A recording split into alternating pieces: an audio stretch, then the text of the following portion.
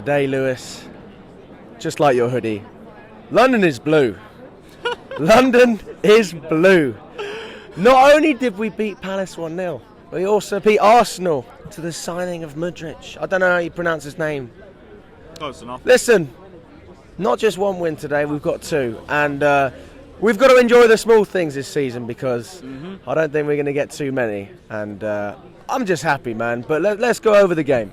Yeah, we don't have a lot to celebrate. We are really in the trench. That London is blue is so shameless after Thursday. But you know what? We'll run with it because we have absolutely nothing left. It was good to see us get 3 points. 3 points closer to survival, in my opinion. I did say I only care about the 15 points. We brought that down to 12. We kept a clean sheet. Kepa, by the way, brilliant turnaround after the Fulham game, after the Man City game. We're thinking, crap, is this 2020 Kepa starting to creep back up again? Nope. That guy saved us today. 3 unbelievable saves, 2 in the first half, the 1 in the second half. If he can come back after setbacks like that, maybe we do actually have a serious goalkeeper. And I'm not going to jump to conclusions on anything because I do still think there's a lot more that needs to be done before he fully wins back the trust of a lot of fans. But he's having an amazing season. Little bit of a setback the last 2 games, but he's come straight back onto the same form. And he's genuinely saved us 3 points today because everywhere else it was like, defensively we were good and we got a lot better, but we started sloppy. Midfield and the attack, the further forward we got, the worse it got. It's just very typical Chelsea. But Kepa did his best to save us and helped us keep the 3 points. So to him, man of the match, unbelievable performance.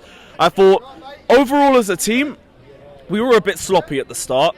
Just needless giveaways and bad decision making all over the place. But we grew into the game and it felt like for the first time in ages we saw Chelsea that was actually trying to fight for the win.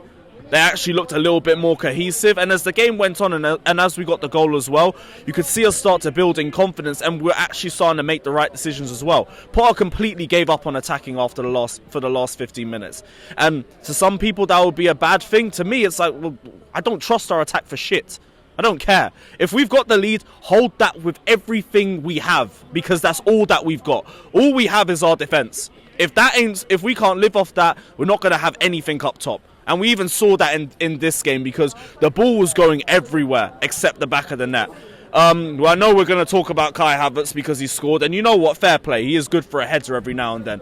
I'm not even going to start saying that was a good performance because he missed 3 absolute sitters. And if Palace equalise, I'm gunning him down for not doing his job and putting the ball in the back of the net. But fair play. He scored. We got the win. We got the 3 points. I'm not going to delve into it too much.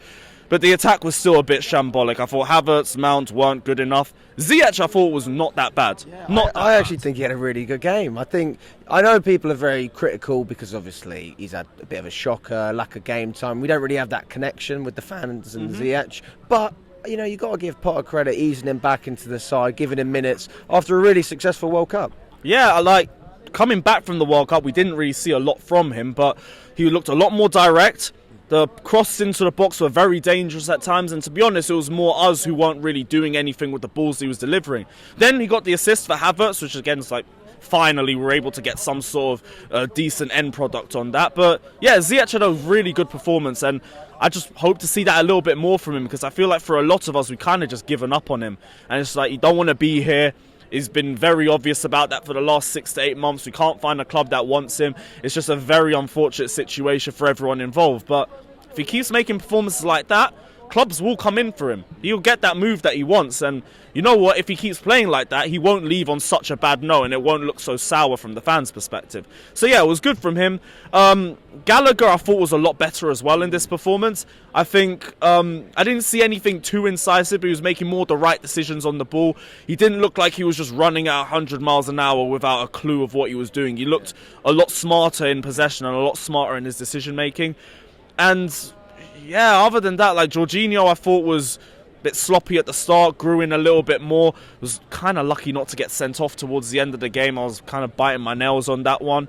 But all in all, it's just good to finally see us get 3 points and actually hold a lead for once. Because even whenever we get a lead, it's just we're losing it 2 or 3 minutes straight afterwards. So small positives. Hopefully we can build on it. I won't hold my breath on that, but we'll see when we go to Anfield, innit? Yeah, I mean, are you confident for that one? Because they're playing just as bad as us. Maybe not quite as bad, but nice. Hello, John. JT. Go on. My Yeah, man. bad timing, but we moved.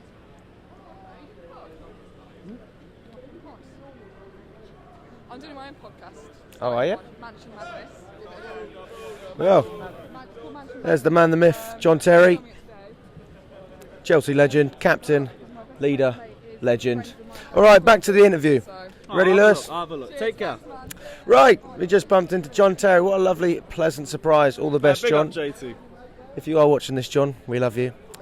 We need a defender like John Terry right now. Yes. I mean, my God. Although we have the next best thing with Silva, by the way, and he was unbelievable today. Him and Badia Shil. Badia Shil, there's been so many questions about his decision making. Like, is he like a Kurt Zuma regen or not? We've had those questions a good couple times ever since we signed him. But he looked really good today. Bit sloppy in the first 10-15 minutes, but he developed some composure, he grew into the game, and towards the second half as well, absolutely unstoppable. And if he continues to build on that, if he can show that sort of performance week in and week out, it's a brilliant move signing him in, because just a very positive performance from him. Thiago Silva, Lewis Hall, who I thought was a little bit raw, but you can see the intent, you can see the decision making was smart. He's attacking spaces, he's asking questions of attackers. I thought it was a very promising performance from him too. There's a lot of promise off a performance like that, but it's like I need to see this more, because there is zero confidence, there is zero faith from a lot of the fans. Even myself, I was walking into this game thinking, 2-0 Palace, it's whatever, we move, go to Liverpool. But we actually came out with 3 points. And if we go to Anfield, and by the way, this is the worst Liverpool side we have seen in the last 10 years. They have all the same problems that we have. And we're level on points with them now just because we won this game. There's no reason why we can't go to Anfield and get a performance. It's actually a bigger game than we think. It's a bigger game for us because I think beating Liverpool, beating a top 6 side, it says a lot for the squad. It would give them a lot of confidence. I think for the fans as well, we could actually start having a bit more belief off that. I think for the players as well, they could grow off a performance, and it also sends Liverpool back into the same position that we're in. So we have to go there and get 3 points. But the biggest thing is we are our own worst enemies when it comes to that. Because Liverpool is there, and Liverpool is very, very winnable. We can go there, we can get 3 points, but are we going to take the chances when they give it to us? Are we going to be smarter when we're on the ball, or are we going to completely shit the bed? Because one problem that we have that we don't talk about a lot is whenever we face hostile away crowds, always seem to struggle. And you know what Liverpool fans are like when they get on. And it's not obviously when they start, because it's always you'll never walk alone and then they're quiet till they score.